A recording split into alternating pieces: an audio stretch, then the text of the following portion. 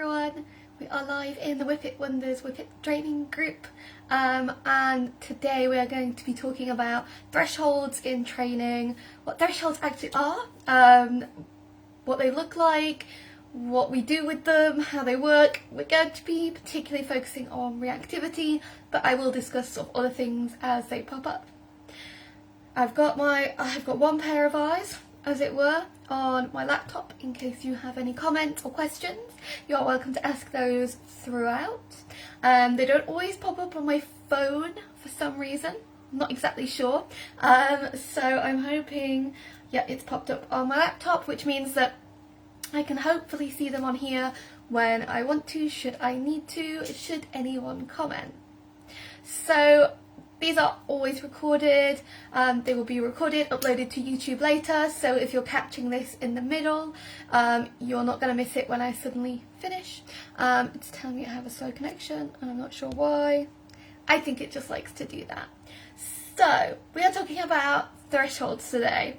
I wanted to talk about thresholds because I see a lot of information like starting to appear online about thresholds that tells me that maybe people aren't understanding what thresholds are, and maybe they're not understanding like the fine-tuned parts of it and the subtle aspects of thresholds, as thresholds are very much something we have to get used to working with. So I keep using the word threshold. What do I mean by threshold? A threshold is a level at which your dog is able to maintain their normal behaviour without becoming over-emotional. So this might be that we have a reactive dog. If they are under their threshold, they will not be barking or lunging or reacting to a dog or a person or whatever their trigger may be. If they're under threshold, they are comfortable and they are where we want them to be to process information during training. We could be looking at other things. We could be looking at separation anxiety, where we want our dogs under threshold, and that is the duration of time that you leave them that they are comfortable with. This can apply to distractions, this can apply to loads of different things. But essentially we want them under threshold. We want them at a level where they can maintain their emotions and they can think through their actions and they can process any information we give them. We want to train them under threshold because if they are over threshold, they are no longer able to think and they are no longer able to maintain that emotional control. So a dog who is over threshold as a reactive dog might look like a dog who is barking, who is lunging, who is snapping or snarling. If we have a dog who is over threshold with separation anxiety, that might look like a dog who is pacing, howling, crying, urinating, and similar sort of behaviours. If a dog is over threshold and they are performing these over emotional behaviours, it tells us that we have pushed them too far. So they are over that threshold that they can cope with. We don't want to train over threshold because learning doesn't really take place here. This is a place where our dog's emotional regulation is no longer functioning because they are either frustrated, excited by too much, fearful. It could be any sort of combination of things. But we know that over threshold means your dog is stressed out, and this is a space we don't want to be. And we don't want to be here for a variety of reasons. We don't want to be over threshold because by being over threshold, that is their way of telling us they're not coping. So if they're not coping, we have set them up to fail, or something has set them up to fail. Whether it's another dog running over, whether it's a cyclist suddenly coming up beside them, whatever it might be, they have, unfortunately, they're not going to succeed in that encounter. And practice makes perfect. So the reason we like to train under threshold is because we are creating new behaviour patterns. We are keeping them at either a distance or duration, a level essentially, that they can handle their stressor, and that means that they are processing information, they are making new behaviours, they are practicing the right behaviour under threshold. When they're over threshold and they are, I think I'm meant to be sticking to reactivity here. Let's say it's a reactive behaviour and they are barking and they are lunging and they are, doing an explosive behaviour. They are rehearsing that incorrect behaviour. They are rehearsing the behaviour we actually don't want them to do. So, whether this is reactivity and we're barking and lunging, where this is separation anxiety and they are pacing and howling and distressed, whatever it might be, if they are over threshold, they are rehearsing the wrong behaviour, they are getting flooded with hormones that are going to stress them out further a lot of the time. So they're getting adrenaline and cortisol flooded into their system, and that can take time to flush depending on the individual dog. There's a lot of images on social media and information on social media will give you an exact time frame for stress flushing, and I think it definitely depends on that individual dog, and that can change as they adapt to becoming more resilient or less resilient. But we don't want that adrenaline we don't want that over threshold behaviour to be rehearsed because of the hormones and because they're practicing the wrong behaviour. There's also likely to be a lack of trust if we're dealing with like fear-based behaviours, if we're dealing with anxiety-related behaviours, where they're in a situation they can't handle, they're going to be more anxious next time. This does apply equally to frustration and any of those behaviours. They're still going to be rehearsing the wrong behaviour. So we don't want them over threshold. Thresholds in theory are really simple, and it's one of those things I often explain in a really simple way as an introduction to reactivity, in that if they are under threshold, they are able to take food, they are able to be responsive to known cues, and they are comfortable in their environment. So if they're under threshold, they should be able to do all of those things, and we should be able to use those things to tell us they are comfortable. But this is where it can be difficult, in that it's not always strictly the case. We can have dogs who are comfortable taking food when they're stressed. They may not be at the maximum point of distress, but they can take food when they're stressed, which might not be the best indicator for that individual dog of where their threshold is. So, as a good example, Arkle does take food quite readily in most situations, and he will quite happily eat food. Does it mean he's comfortable? Not always. He will take very high value food from the vets. Is he comfortable at the vets? Absolutely not. He's very uncomfortable, he's very over threshold, he does a lot of fool around behaviours, and he's very anxious, and he will submissively urinate. But if they offer him the Arden Grange paste, which some of you might know, it's like magic for dogs, he will eat it. But he's only eating it because he is so allured by the food. As soon as he's eaten it, he remembers he's in a very anxious situation that he's not actually very comfortable with. So is Arkle under threshold at the vets because he can take food? No, he's not under threshold. The food in that situation is just so high value, it's keeping his attention there. So we don't always want to look at food taking as the ultimate, are they over or under threshold? Because it depends on the dog, but it's not always a very literal thing for some dogs, and it will depend on the food that we're using. Whereas my previous Whippet, Marley, as soon as he stopped taking food, it was like, oh, Marley's uncomfortable, we have way pushed him beyond the point he can cope, we need to get out of this situation very quickly because he's now refusing food. Whereas he wasn't a super foodie, but he would reliably take food. So we want to look at their body language to sort of assess whether they're comfortable in terms of thresholds. We want to see what they're looking like in terms of, are they really relaxed or are they just holding it together? I think I did a video recently, which you might be able to find on the page somewhere, of Arkle doing some training on a mat around reactive dogs. Let me know if you saw that.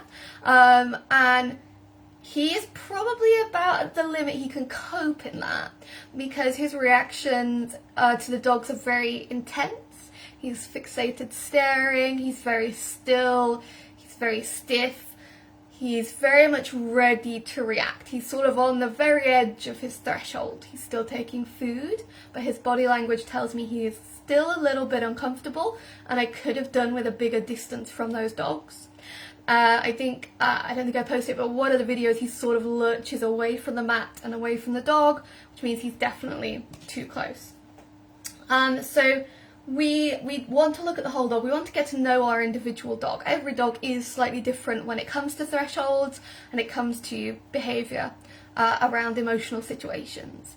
What we don't want to do is what I'm seeing a lot of popping up all over the place, where people are like, we're going to work them over threshold. We're going to get them reacting, and then we're going to teach them that's not the appropriate thing to do.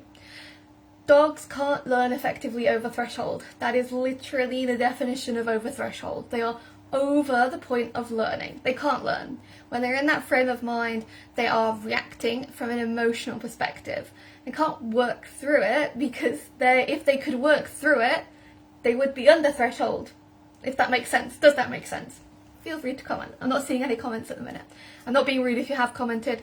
I cannot see any. I might just refresh the page in case, because Facebook does this to me quite regularly.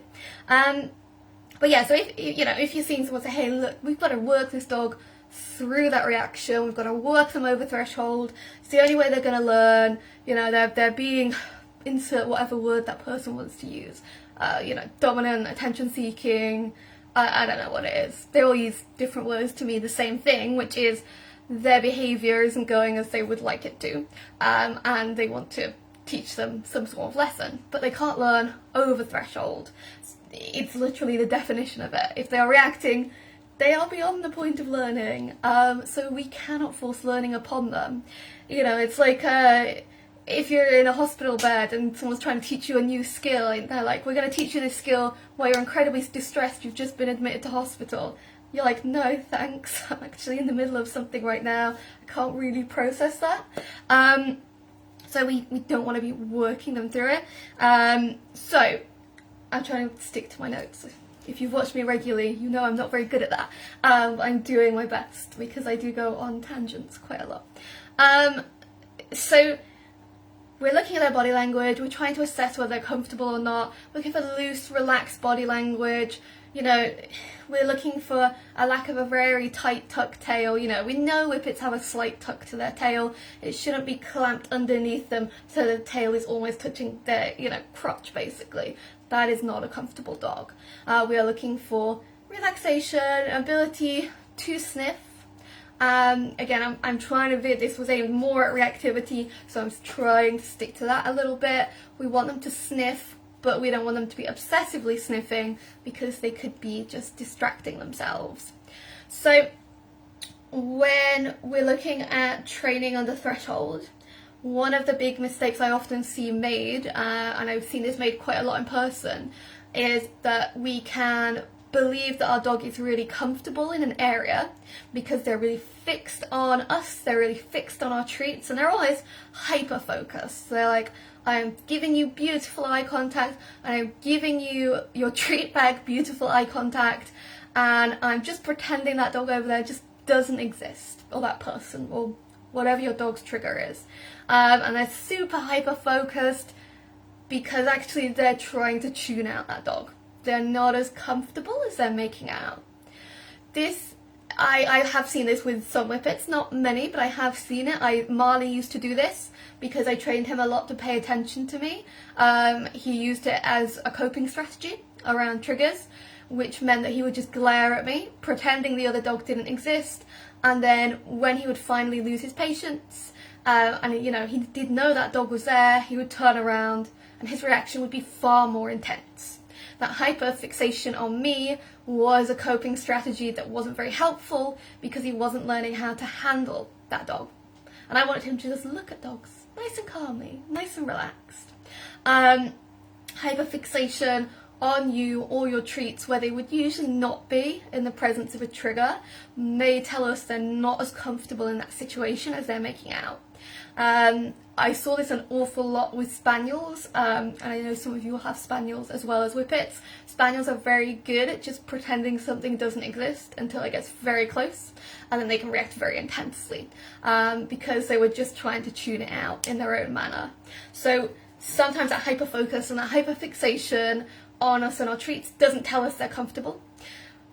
If we're looking, and we are rewarding check-ins and we are doing disengage, they should be able to glance at us nice and calmly and then still glance back at that trigger. I wouldn't want them hyper-focused upon me as a natural state, because that might be a red flag. My dog isn't as comfortable as he's making out to be.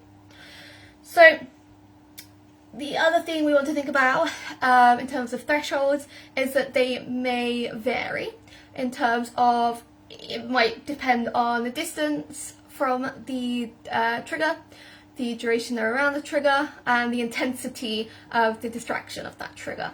So they, the 3Ds apply to threshold as much as we use them in like training. They can apply to that too. If we have been training around a trigger for a long period, we may find that they go from being comfortably under threshold to gradually becoming over threshold because they can't manage that level of time around that trigger.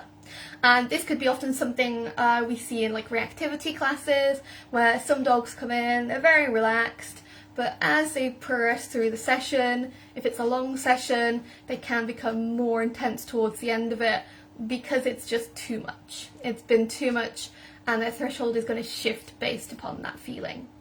So we have to be aware of the distance. We sort of already have an idea about that with reactivity. We know we want to be at a distance they can handle, but the distance will vary from occasion to occasion. What is going on within that distance as well? What could be happening with that distance? Is there other stuff going on that might be triggering them on a very low level?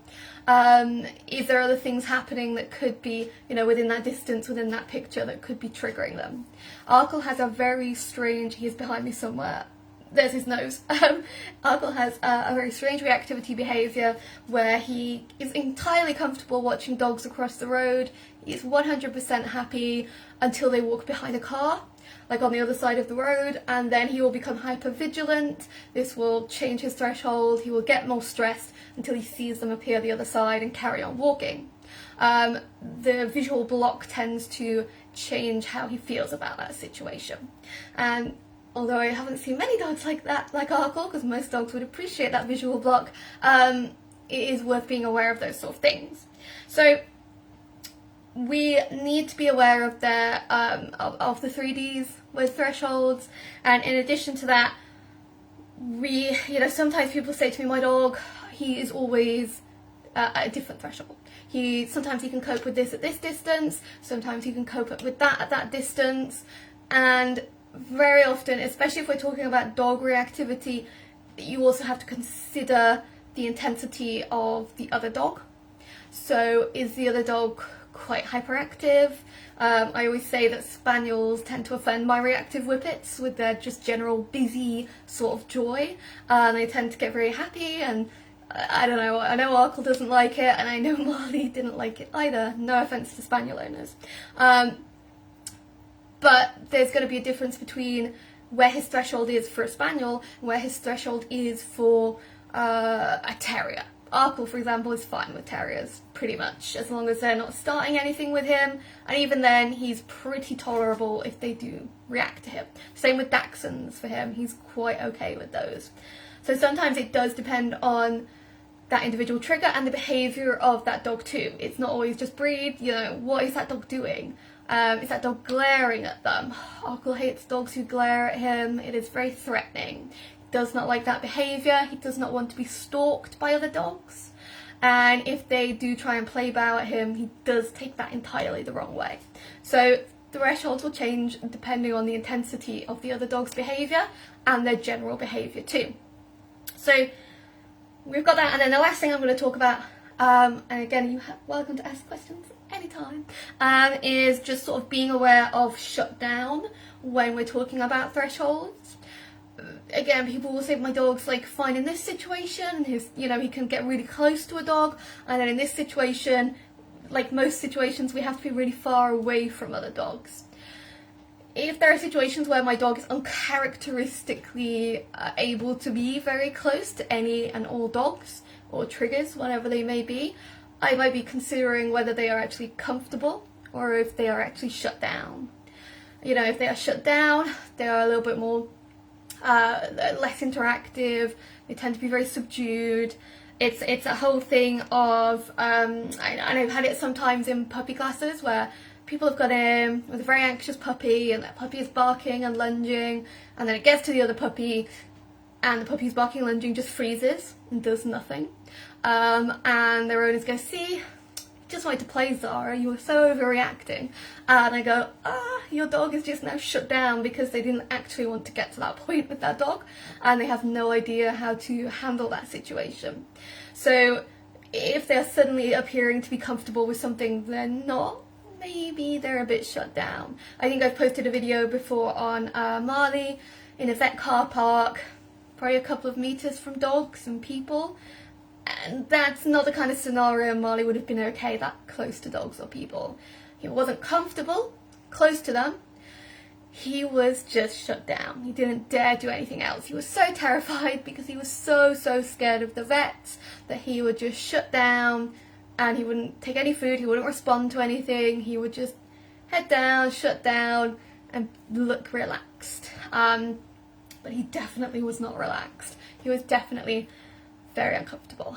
So, I think that is all of my ramblings for thresholds. I will go a quick recap. If you do have any questions, comment them in the comment box. I can't see any, so if you have commented and you're thinking, stop telling me to comment, because I can't, you're not answering. I am looking, I just can't see any. So again, this will be available from start to finish, is a recording, and it will stay in the group for as long as Facebook will let me keep it there, but it will be on YouTube as well.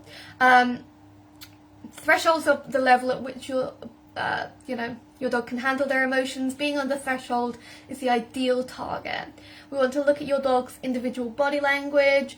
We want to make sure they're being given that time and space that they need, and we're training them under that threshold. If they're reacting in any way, whether that's overreacting or a lack of reaction whatsoever, if they're uncomfortable with that situation, they're over threshold, we can't train them at that point, we just have to get them away. So, I can't see any questions. What's positive is I don't think I've posted in the main group, I have a budgie living with Arkle now, not freely living with Arkle.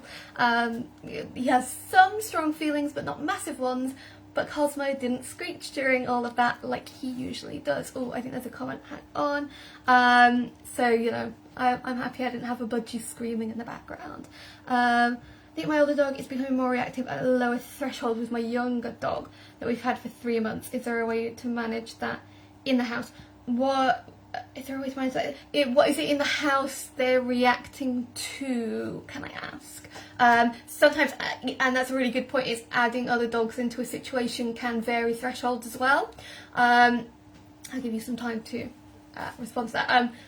In that, you know, one of my reactive dogs, Marley, was often quite good on his own. We had to do quite a lot of work to start adding in the other dogs one by one. And when we did that on a walk, we'd start a little bit further away from his triggers because he would often get more amped up by being with the other dogs. It's not a pack mentality as such, it's just there is extra excitement and arousal going on. The younger dog, he's more playful, but it's annoying. My older dog.